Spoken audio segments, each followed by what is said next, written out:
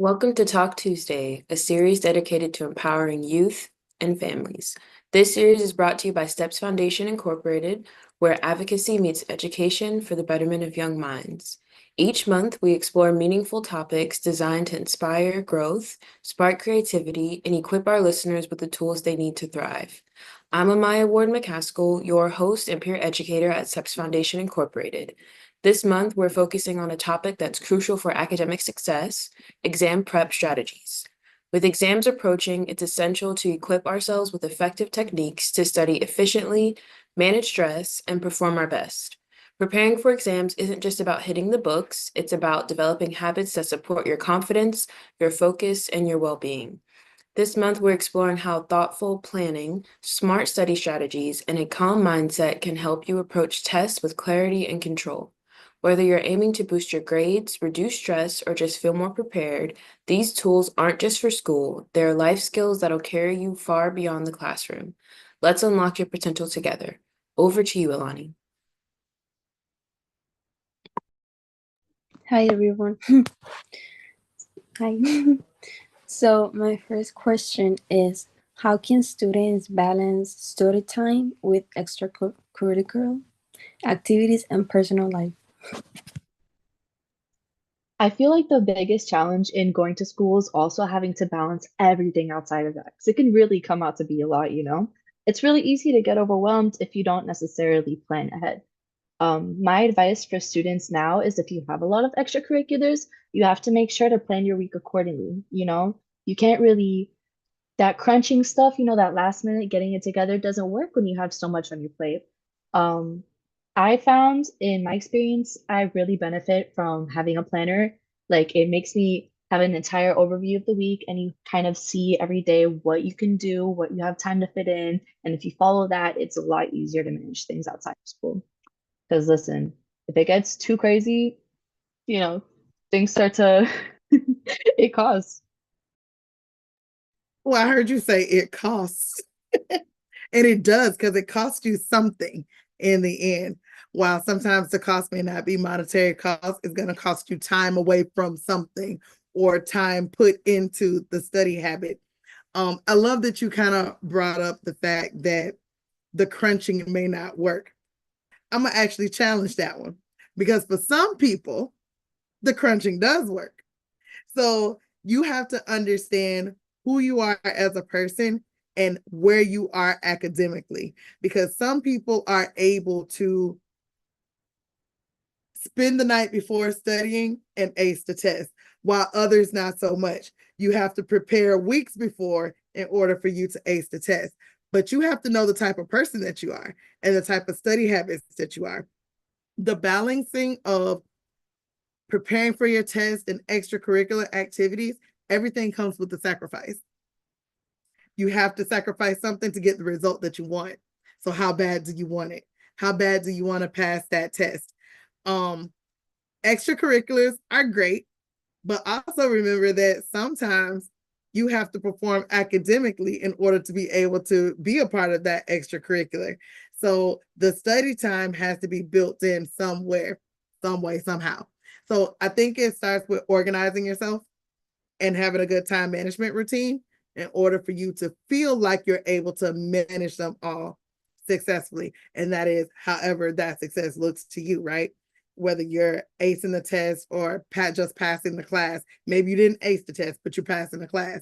So it kind of depends on what that success looks like for you and how you're able to kind of manage that time in that organization.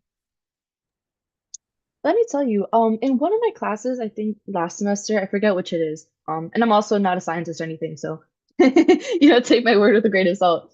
But I was reading one of my classes that when you have a lot of different things going on throughout the day, for every activity, you're kind of like depleting your energy source. Like, by the end of the day, you're going to be drained if you have a lot going on, especially if you're stressed about something.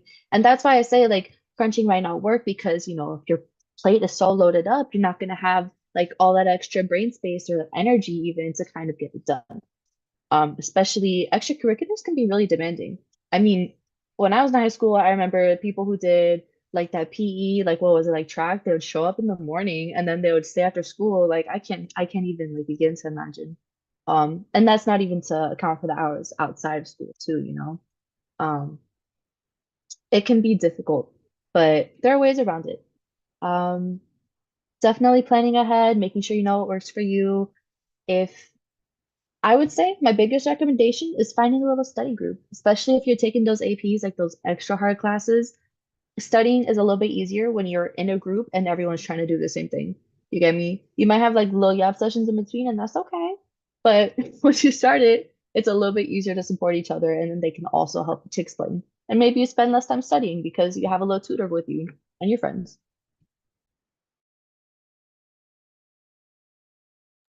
Yeah, I agree. A lot of people like struggle a lot when they have like too many things going on, and there's like they like shut down so much. They start getting bad grades. They're doing bad on their sports or like you know. So I think like you need to be like organized and like keep everything like what you're gonna do throughout the day. When are you gonna study? Because sometimes people like focus so much on their sport and they forget to study. So I agree, guys. So my second question is, what strategies help in prioritizing subjects that need more attention? Okay. So while we know what we're good at based on like the scores that we have coming up, it's really important to see like to look ahead in the grade book and see what exams we have coming up. You know, we gotta listen to our teachers when they tell us, okay, we have this test coming up, like ba ba ba ba ba, because you might be doing good in that one class, but if you're not ready for the test that's coming up, then that can bring down your grade, and then you're all of a sudden juggling a little more things. That can get complicated. So always looking ahead, making sure to keep up with what the teacher saying. You know, I don't know if you guys use Google Classrooms or what platform students in high school are using now, but but definitely making sure to practice what you're already good at and also keeping an eye out for something that might be off their radar. I used to use a lot like Khan Academy, but that was for like the SAT or something. Yeah, oh my gosh. You know, I was actually Khan Academy is such a great resource for tutoring. I was even using that, what was it? Like a couple months ago, I think, for the entrance exam to my like for my applications now, like to other colleges. Like that's crazy because they really do have so many different things. Um, and definitely with your school, if you're enrolled with your school, you can do it for free. So it's a great little resource to have if your school doesn't offer tutoring or if like you and your friends are struggling to like kind of get through in this class. YouTube is also a great resource for tutoring. There's always like some ball guy on YouTube who explains it so well, and it really just like it helps. You know what I mean? Just that extra practice, having it re-explained really makes all the difference in the world. You walk in the next day and you're like, yeah, I'm brand new. I know what I'm doing. It's simple. I Um, use YouTube Only for when you math. practice. Exactly, especially for math, because it gets Mhm. so complicated. I Like, know. oh my God. But we make it work. We make it work. YouTube comes in clutch. Or I use Quizlet too. I was just about to say Quizlet and Kahoot. Oh yeah. But look, they're still using Khan Academy too. So I think all of those are good. Um, and I know y'all just gonna sound so old school when I say it. Y'all, flashcards are still a thing. I'm just saying, use some flashcards, study with your friends, get a little group of y'all. It still works too, it's effective. But I get it. I know, like with the times, nobody want to go back to the old school flashcards. So yes, Quizlet, look, don't be looking like that, Amaya. I seen that face. Like she's like, yeah, that's old school. Ain't nobody got time. I get it. I get it. Quizlet though, I feel it's set up kind of like flashcards, just in a gamey way. Like gamification, I think, is how most are gonna remember the things that they're learning. It makes it a lot easier because it's repetition, right? And at least if you get the concept, you'll pretty much understand how to ace the test. So I agree with all of that. I think use technology to your advantage. And right now, like let's even tap into like AI. How are you guys utilizing AI to help you prepare for exams? You make that AI make a study guide for you. You tell him, hey, can you make some flashcards for me? Hey, can you make a study guide? Hey, can you make some questions and see if I can answer them? Or you can, like, with your own study guide, see if you got your questions wrong, and then they explain why. It is such a great resource as long as you use it properly, because we don't want to get in trouble for plagiarism or, none of that stuff. But it's a great study tool if you use it properly. And also, don't sleep on flashcards because you know what? Writing them out like with your hands, it helps a lot connect it better. I don't know. I think my notes stick better in my head if I handwrite them. So sometimes before a test, I'll like gather my keynotes from whatever doc I have them on and I kind of like write them out and highlight or whatever, and it sticks a little bit better. I don't know. See That's me, just me I'm though. To that each old their school. own. Look, I have to highlight and make notes like that. That's me too. Like I can't Yeah. I can't do like digital books. Like I need the hard copy because I need to highlight and I need to write. Yes. Oh, I love highlighting. It's so much fun because it's like you get to reinforce what you're doing and like reinforcing that information in your brain. But also it's fun because you get to play with color markers. Like, come on, I have like pink and purple and blue and green, and I have a blast. Are you kidding me? Color-coded notes. It's so cute. And you can make your notes cute. Have you seen those videos where the girls do like calligraphy or something? I don't even know what they do, but they make it gorgeous. You can get creative with it, and it's a great way to study. I don't like the online books. I always have to buy like the real book because I can't concentrate. I don't know why. I don't like it. The screen hurts too after long enough. Like my Yeah. eyes start hurting. I'm like, please, no. So my next question is how important it is to include breaks in your study schedule and what are some effective ways to spend these breaks? I love breaks. And I say I love breaks because I feel like and y'all correct me if I'm wrong, because y'all are collegiate level students, like y'all in college, right? Okay, and let's think about like your study habits back in high school. How many of you spent like hours studying versus like 20 minutes studying? I think it's like it's hard to sit down and study all day. That just, your brain stops working after too much time. Those 20-minute breaks, like those Right. 20-minute blocks. Yeah.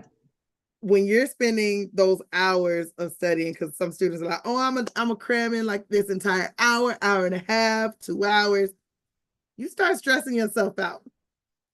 And chances are you're not retaining any of that you're studying because it's too long. Incorporating the breaks helps because it allows your mind to focus on something else. Now, the other half of that question was, how do you spend those breaks, right? By not looking at the book. So look, it could be, this is your time to make the phone call to a friend. This is your time to look, if you want to look at social media, look at something on social media. This is your time to go eat something. Take a break, like eat a snack, get something to drink. Maybe it's your time to like physically get up and move because you've been sitting in that spot for 20, 30 minutes. Do something outside of looking at that book or whatever it is you're using to study so that your brain gets a break, and try to make it something that don't require you to think a lot. Like rest your brain. And then if you decide to come back to it, spend only 30 more minutes on it, not a whole other hour. So having that break time is essential because it allows your brain a chance to process what you've been reading, process what you're trying to remember, and have a break in between so that you can retain what you just did. So breaks are definitely important. Absolutely. I mean, you can kind of think of it like, let's say you're going for a run, right? You want to run for an hour. I can't run for an hour. I can try. You start going, you got to take a break, you got to breathe because if not, you're going to fall down and like pass out or something. I don't know. Something along the lines of that. You really got to take those breaks. They're important for you and your brain, for your health, for your patience. So if you try to sit down and study for hours on end, you're not going to want to do it. You're going to put it off. You have to make it manageable so it's easier to approach. Because if you don't have those little scheduled blocks, it's too much. Nobody has time for that. Mm-mm. when I was in college, I would take walks. That would be like what I did on my breaks or eat. But the walks really helped, like getting outside, because typically I was in a room for hours. I didn't want to be there. So like the walks made me feel a little better. Absolutely, that fresh air, it really just feeds your brain a little bit. Or like when I take a study break, I usually have like like a tiny little snack like what you were saying. So then I have something to look forward to for my next break. I'm like, ooh, that piece of chocolate. Okay.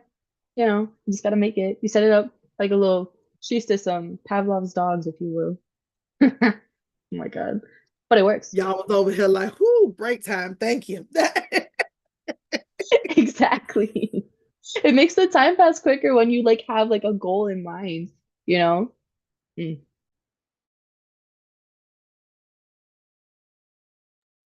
Yeah, I definitely take a lot of breaks. I'm not gonna lie. I think I study in like 20 minutes and I'm like, oh, I'm gonna take a break. And then I'll be on my phone through TikTok. Sometimes I'll be on my phone for hours and I forget to study. I was about to say something like she said look, we said take a break. She done took like 5 breaks in one break. She's like, oh, and I forgot to study. Elani. We ain't Happens. It judging though. We ain't happens. judging. Happens to the best of us. Ugh, especially like that For You page, it is so curated to like it's so hard to pull away. Honestly, when I study, I have to put my phone across the room from me because I just have a habit of picking it up and looking at it. Then I end up doom scrolling for like what, like 30 minutes, and I'm like, oh my God, I forgot what I was doing. You know what I mean? My computer's open in front of me. Sometimes, oh, I'll have like a quiz open and I'll pick up my phone and I'll start doing something, and I'm like, oh, like it's a time quiz. Like it's so hard. So maybe putting your phone in a different place so you don't have as many distractions, letting like your family, whoever's around, like, hey, like don't interrupt me 'cause I will talk and forget what's going on, kind of thing. Try to minimize distractions so you can like use those study blocks effectively. I love that you guys kind of brought that part up, right? The distractions that happen, because distractions do happen. And let's talk about that phone as a distraction real quick, because this is real. It's all of us, right? Whether it's you at work and you trying to manage your time, but you studying and you trying to manage that time, or maybe you're doing homework and trying to manage that time. The phone is always the distraction, whether it's the friend texting you, or the strolling through TikTok or Facebook or Instagram, whichever is your guilty pleasure, right? You go down the rabbit hole. One way to bring yourself back to that study habit, set timers. So if you know that you're going to take a break, set a timer on your phone for 10 or 15 minutes. So now when the timer goes off, that's your reality to get back to what you were doing so that you don't continuously stay going down that rabbit hole. I don't know if any of you are familiar with like the Pomodoro method, where you're literally blocking time to do certain things. You're blocking 15 minutes to just study. And then you're going to take an equal 15 minutes to break away from whatever it is, whether it's studying or doing work or writing an essay, whatever it is. So now you take that equal 15 minutes to walk away from the desk, set another timer to come back. And now you're back at it for another 15 minutes. It helps with you being productive and actually finishing the thing that you set out to do. While yes, it may take you a little bit longer, it's about the end result and the productivity. Why? Because a lot of us are easily distracted and it's hard for us to come back once we've gotten that distraction. So this is a way to help us to remember to come back and finish. I feel like in this case, making checklists are super, super helpful. In terms of, doing everything that you're supposed to do or that you wanted to do before you start studying. So you're not like stopping to do like, oh, I got hungry, let me get a snack 5 minutes in. You know what I'm saying? Like, oh, I forgot, like the dog's outside, let me go bring him in, kind of thing. You want to make sure that your space and your time is effective. Especially, I very much agree what you were saying about productivity. That's super important because what good is those 20 minutes that you have logged off if you're not using them right? Um, I really like the Pomodoro method. I think that's a great like concept. I'm gonna try it because it's like I don't know. I've been getting tired when I'm studying, but maybe it's because I'm not taking those breaks. This podcast teaches me stuff too. That's cool. Yeah, I'm gonna start doing that. I get very distracted. Like, yeah. So my next question is, how can student create a conducive study environment at home? Repeat that question one more time. I'm sorry. Oh, how can student create a conducive study environment at home? Sorry. Eliminate distractions. And I know that's easier said than done, but I feel like if you know what your distractions are, set up a space with limited distractions. So I hear the phone can sometimes be a distraction, right? But how many of you study with the TV on? Look, Alana's like, yeah, that's me, that's me. Maya's like, no, not me. Look, but sometimes the TV can become a distraction too, because if it's a show you like, instead of studying, now you over here It like starts this. getting good. That's when like the best things happen. When I'm Exactly. trying not to watch it, like, So it too can become a distraction. How many of you like actually have like a desk set aside for study time or like work time? Like this is where I'm gonna do all of my work. How clean is that space? Next question. You see what I'm saying?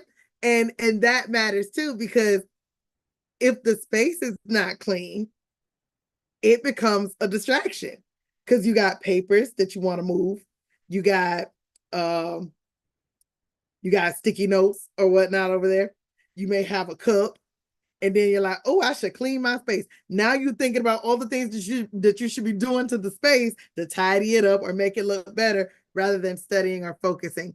So think about the things that do cause the distractions and see how you can eliminate those distractions before creating that space to study. But set up a space for yourself to be able to do that. Absolutely. I have to like cleaning beforehand is really important. And honestly, it's even like the tiny little things. After a while of studying in front of my window, I had to move my desk to a wall because like if a car, like a cool car drives by, like it's over. I'm like looking out the window like a dog. Like, are you kidding me? It's so easy to get distracted, but it's also something that we can plan ahead for to make sure that we're using the time properly. I don't know. Less time spent studying is good if we use it right. Um, like putting your phone on do not disturb, big one because you know you can put your phone across the room, but if you hear a ding and you know that's your best friend's like sound or whatever, you're like, oh, what you say? You know, study time over. It's that simple. It takes a little bit of practice and it can be hard and a little bit difficult, but the more you do it, the easier it gets. And it comes out worth it in the end, you know? Because once that exam grade comes back and like those study time gets cut down because you're doing good, it's like, oh, okay. Like I see it coming through. Um, the fruits of your labor will come. Just gotta keep trying, you know. I have my desk on the window. I will show you guys, but there's a mess. And I tried to study on the library, but I couldn't.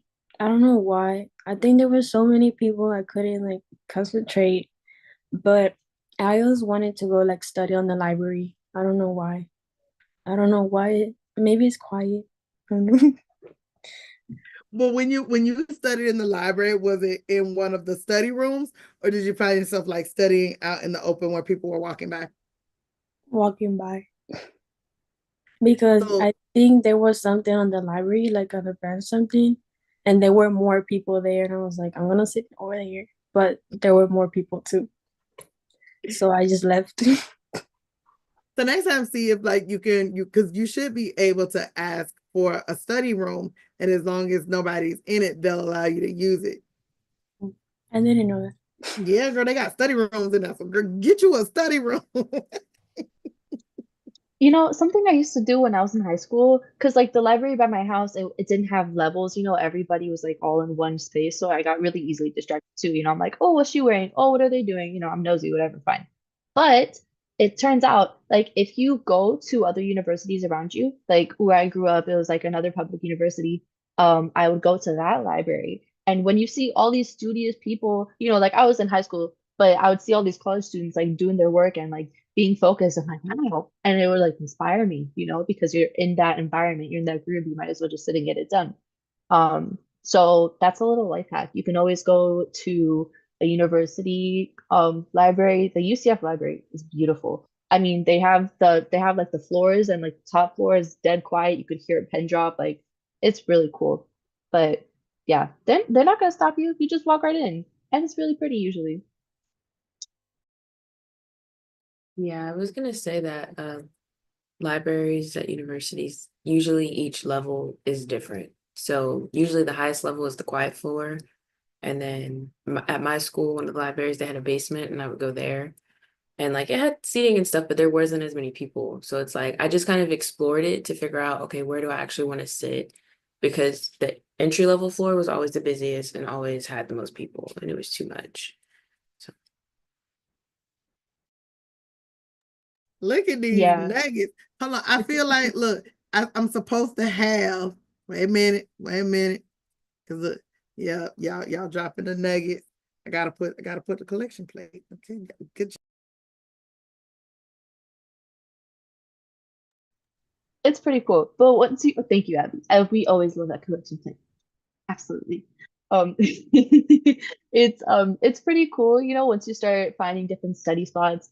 Um, if your desk isn't working for you or there's too much noise going on at home, sometimes you gotta go out, you find a coffee shop, find Dunkin'. You could stay in Dunkin' all day. They're not gonna tell you to move. It's a great place to study. It's usually not that busy either, unless you go at like 7 in the morning, but why are you at Dunkin' at 7 in the morning? No. I'm not really sure when the rush hours are. Or like little cafes, things like that. Or even a park. If you're outside, there might be a couple distractions, but for the most part, it's usually pretty peaceful, depending on where you are. Lots of different spots to use that space. I tried the park one time and the wind didn't help me at all. Oh, I didn't think of The that. Okay, wind never mind, was so guys. bad. She lost all her papers. it's the bugs for me. No. Like the bugs, no, we're not Okay, true. We are in Florida, aren't we? Okay, all but right. it's nice. Nightmare Like reductive, I've but tried, but no, I get you. I haven't tried, so So look, I'm not a fan of heat or bugs. So yeah. I feel all of that, but I have studied and done homework and worked from the park because it was quiet and it was a different space outside of like four walls, right? It wasn't in an office, it wasn't at home in a room, it literally was outside. Now, can it be a distraction? Absolutely. But it also depends on what you're trying to do. So if it's studying for the test, sometimes you can put music in your ear to help you concentrate and focus on that test rather than focusing on the things that are around you. If you feel like the birds are a distraction or adults who are walking and making noises are a distraction. Because I know for some people, any noise can become a distraction. And now you go down that rabbit hole.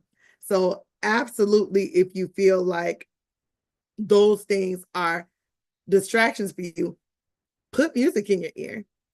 And actually, like music is actually good to use when you're studying. Now, I'll say, now be mindful of the music that you're playing.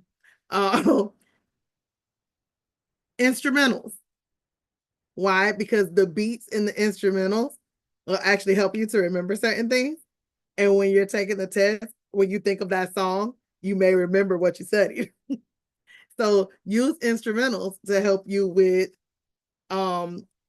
study habits, or even like being in places where there are more distractions than normal to help you kind of stay focused, because it'll eliminate the sounds or other things around you so that you can kind of have that laser vision. But look, y'all better come through with all the areas for us to study. Yes.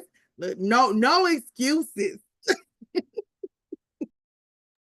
I do this with my students sometimes. You know, Bluey, that show that they like now. I don't even know, it's like some cartoon.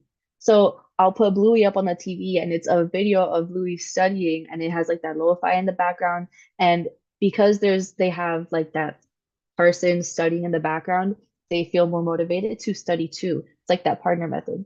Um, I've seen like videos, I've seen videos of people like, oh, study with me, like, oh, I'm gonna be here for a couple hours, and it's just like a live stream, so you can do that, or you can go on YouTube and like there's like a little, just find things to like if you need that study buddy, that like body double, I guess, you can do that. But there's always like some YouTube live stream of like lo-fi or whatever that's really nice, really chill, and no words to distract you. Because if I listen to music that I like, I'm gonna be like sitting here dancing, singing, and I'm gonna forget about what I'm even writing about. It's ridiculous. Sitting in the test, like thinking of my song, but not the words. Come on.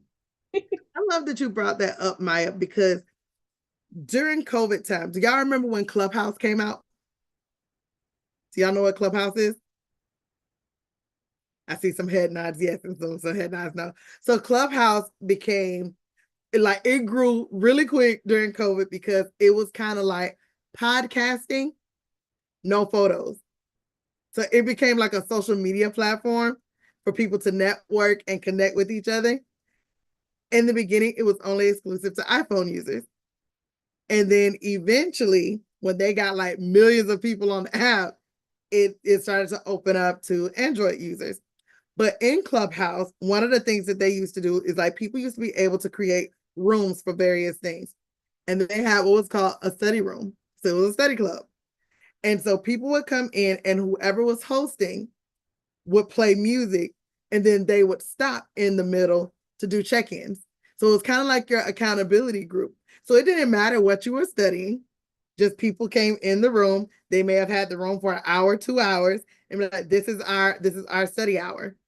And people would sign up and go. And you could literally like do that. So I love that you brought that up, Maya, because there's various ways for you guys to kind of create that. This is going to be my study habit and include other people, no matter what you're studying, because it doesn't have to be that you guys are studying the same thing, but it is a way for you guys to hold each other accountable. So y'all can literally set up like a Teams meeting if you have Microsoft, a Zoom meeting if you have access to Zoom. And the free version of Zoom, I think will give you like an hour for free where you don't have to pay for anything. So use that because then and the hours don't cut off anyway. It's not going to give you anything past the hour. So allow that to be a space where you guys go in and kind of somebody host and play the music. Set a timer for 15 minutes or maybe 20 to do a check-in and say, hey guys, let's take a quick 5-minute break for you to get out of the habit and then we'll come back and we'll start again. It's a way for you and your group to kind of hold each other accountable and still be able to be productive. That is such a good idea. Studying can be social too. By holding each other accountable, it's like a lot easier to stay on task. Because like you're writing, you look up, you're like, oh, you start like thinking about whatever, daydreaming, I don't know. And then you see everyone else studying, you're like, oh, that's right. And then you go back to your work. Or like your friends will be like, hey, focus. Like, okay, not bad. They're like, thank you. You can make it work. Okay, guys, I think that just about wraps up the time that we have for today. But thank you, Alani, for all those amazing questions. I always have fun with you guys. Okay, so tests come and go, but the skills we build during exam season, like time management, focus, resilience, and self-belief, stay with us for life. Whether you're fine-tuning your study habits, finding calm and stressful moments, or simply learning how to show up for yourself, remember this. You are capable, you are growing, and you've got what it takes to succeed. Preparation isn't just about passing a test. It's about building that confidence that lasts far beyond the classroom. So before we wrap up, don't forget to check out what's happening at Steps Foundation this month. We are excited to partner with First Nature Ranch to host Horse Sense and the Color of You, which are two amazing experiences designed to help teens explore identity, confidence, and art through the power of nature and horses. So spots are limited. Head to our website to register now. And this summer, we're also launching EduTalk, Real Talk, Real Change, a powerful conversation series in July. We're bringing together educators, students, community members, and government officials to have an honest, solution-based discussion to see what needs to change in our school systems so everyone feels seen, heard, and supported. If you've got a voice and a vision, we want to hear from you.